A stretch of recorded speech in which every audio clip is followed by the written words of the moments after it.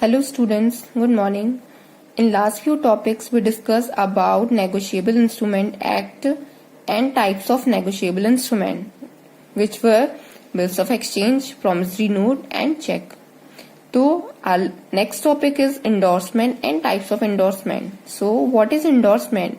When the holder of a negotiable instrument, check, bill of exchange or promissory note, who is entitled to get payment on the instrument, puts his signature on the back of it or on face thereof or on a slip of paper annexed thereto with the object of transferring his right to get the money, it is called endorsement. मतलब जब भी एक negotiable instrument में जो money प्राप्त करने का हकदार होता है, जैसे मान लीजिए बिल्स ऑफ एक्सचेंज है और उस बिल्स ऑफ एक्सचेंज पे जो अमाउंट लिखा है उसको पाने का जो हकदार है वो खुद ना प्राप्त करके वो राइट अगर वो किसी और को ट्रांसफर कर दे तो हम उसे एंडोर्समेंट कहते हैं। जैसे एक एग्जाम्पल के तौर पे हम इसे समझने की कोशिश करते हैं। पार्टी ए है, पार्टी बी है। ए और बी में क्रेडिट सेल होता है, मतलब बी ने कुछ गुड्स परचेज किए ए से 50,000 के, ठीक है। अब ये क्रेडिट सेल हुआ, बी उसको कैश में पे नहीं करता है ए को, उसके बदले ए बिल्स ऑफ एक्सचेंज ड्रॉ करता है बी पे। अब ए एक बिल ऑफ एक्सचेंज ड्रॉ करता है 50,000 का और बी ड्रॉई हो गया जिसे पेमेंट करना है। अब ए क्या करता है, एक बिल उस बिल को ट्रांसफर कर देता है सी की तरफ, मतलब बी को डायरेक्ट करता है कि इसका जो अमाउंट है 50,000 मैच्योरिटी होने पे इसे मुझे ना पे करके तुम सी को पे कर देना। हो सकता है ए ने क्रेडिट लिया हो सी से 50,000 का, तो अब ये बिल्स ऑफ एक्सचेंज वो सी को ट्रांसफर कर देता है, बी को ये डायरेक्ट करता है कि जो 50,000 का अमाउंट है तो मुझे ना पे करके डायरेक्टली सी को पे करना। तो इस केस को हम क्या कहेंगे, एंडोर्समेंट। ए क्या हुआ, एंडोर्सर हुआ जिसने अपने अधिकार को ट्रांसफर किया, जिसने अपने राइट को ट्रांसफर किया। 50,000 जो उसे रिसीव होने वाला था उस अमाउंट को रिसीव करने का अधिकार वो किसको दे देता है, सी को। और इस केस में सी कौन हुआ, एंडोर्सी हुआ, ठीक है। अब इसमें एंडोर्समेंट होता कैसे है, एंडोर्समेंट के लिए जो ए है या तो वो इंस्ट्रूमेंट के बैक पे साइन करेगा, इंस्ट्रूमेंट कुछ भी हो सकता है, चाहे वो बिल्स ऑफ एक्सचेंज हो, चाहे वो चेक हो या प्रोमिसरी नोट हो। A at the back of the instrument sign करेगा और या फिर उसके फेस पे भी साइन कर सकता है, फेस इन द सेंस की फ्रंट पे, या फिर एक स्लिप वो एक्स्ट्रा अटैच कर सकता है जिसमें वो लिखेगा कि मैं इस अधिकार को ट्रांसफर करता हूं दूसरी पार्टी की तरफ।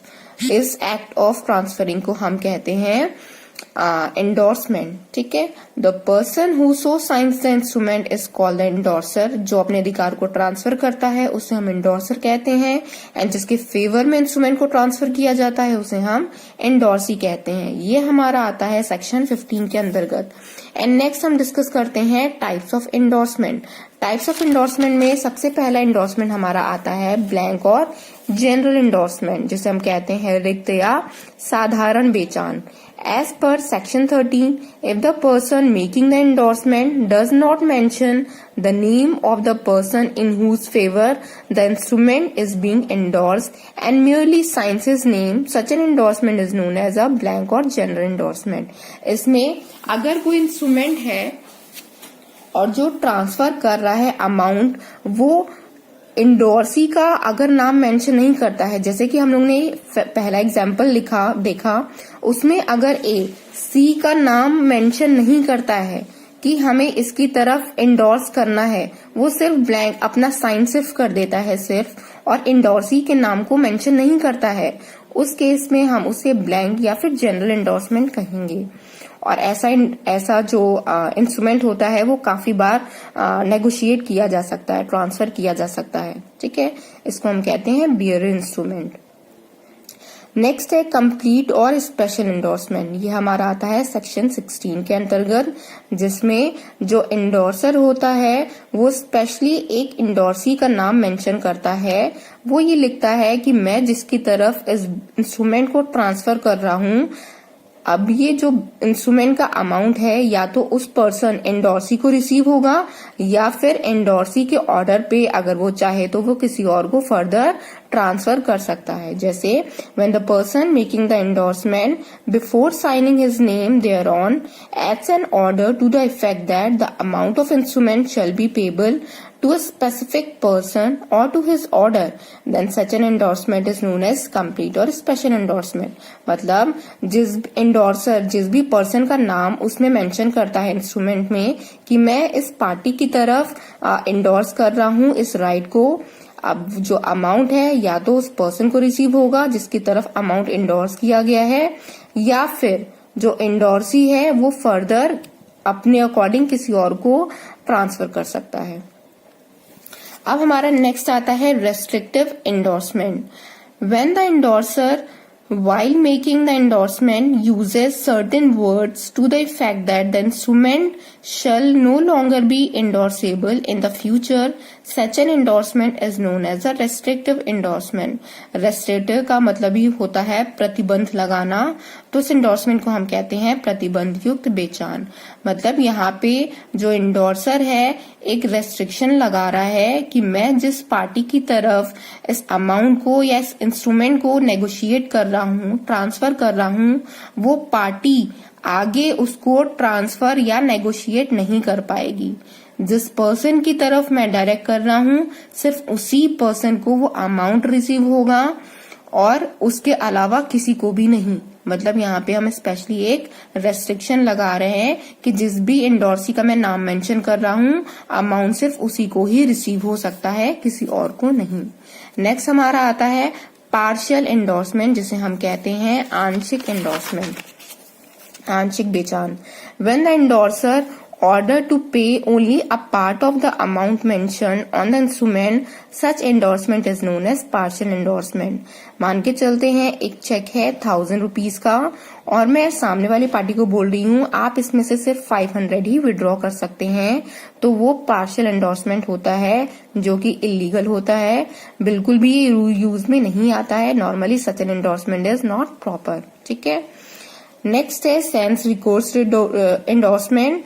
Sans Sahara Samarthar, a clause inserted into an agreement which indicates that the endorser does not wish to incur liability if the document of title is not honored.